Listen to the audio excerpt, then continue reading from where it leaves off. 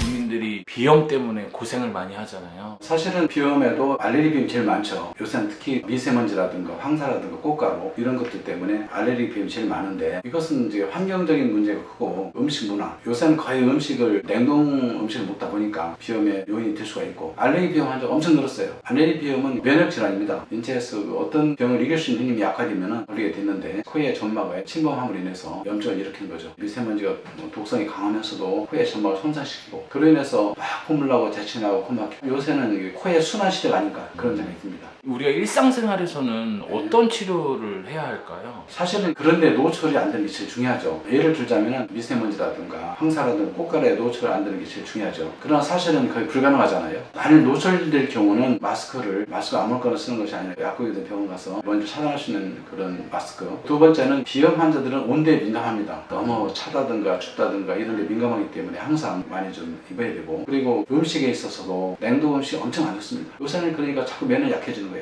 에어컨 문화라든가 음식 문화 이런 것들이 우리의 면역력을 약화시키니까 하나의 알레르기 비염의 요인이 된다고 볼 수 있습니다.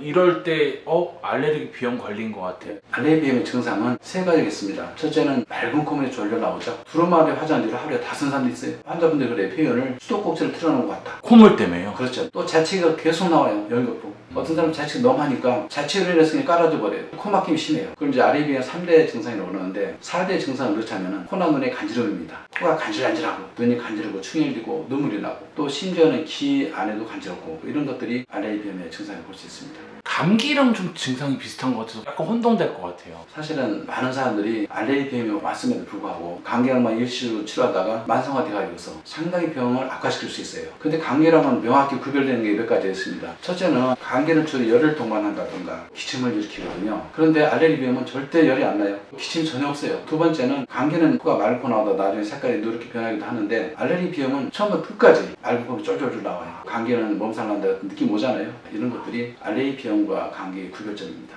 분명히 차이가 있긴 있네. 사람들은 몰라요. 자신하고 콧물나고 감기 들었다 해서 감기약 먹고, 어떤 사람들은 10년, 20년, 30년 동안 걸린 사람도 있어요. 치료가 안 돼가지고서. 알레르기 비염을 방치했을 때는 어떻게 되나요? 알레르기 비염을 방치한다. 이거는 양쪽 코를 거의 붙을 정도로 점막이 많이 붓기가 나타나고, 코가 붓는다고요? 코 안에 점막이, 비염이라는 자체는 코에 점막이 붓는 거거든요. 심각하게 부어가지고서 그렇게 되고, 또 알레르기 비염을 오래 두면 이것이 축농증으로 가기도 합니다. 축농증 전이 돼가지고 나중에 누런 코도 나오고, 알레르기 비염이 오래되다 보면 눈물 나고 충혈되고 눈도 시력도 약화되고, 하여튼 여러 가지가 안 좋은 게 많죠. 가장 많이 연관된 단어가 축농증이더라고요. 그렇습니다. 예. 비염의 관계는 이제 비염의 분비물이 목도로 넘어가면서 코 안으로 부비동 안에, 코 안에 그 공간을 부비동이라고 하거든요. 부비동 안에 분비물이 들어가게 되면 동에 쌓여서 썩은 것을 축농증이라고 합니다. 분비물이 부비동 안에 들어감으로 인해서 비염이 오래되다 보면 축농증이 생기죠. 축농증이 악화되면 상당히 안 좋죠. 얼굴 안에는 4개의 공간이 있어요. 부비동이라고 그러거든요. 부비동에 염증이 생긴 것을 부비동염. 그 생기면 집중력이 떨어지고 의욕이 떨어지고 권태감이라든가 무력감이라든가, 또 학생들이 심각하게 공부 잘 안 돼요. 자꾸 까먹으니까. 축농증은 특별히 공부하는 데 있어 엄청 안 좋습니다. 축농증의 증상은 주로 처음에는 눈은 코 앞으로 나오지만 나중에는 후비로가 생겨요. 후비루. 분비물이 목뒤로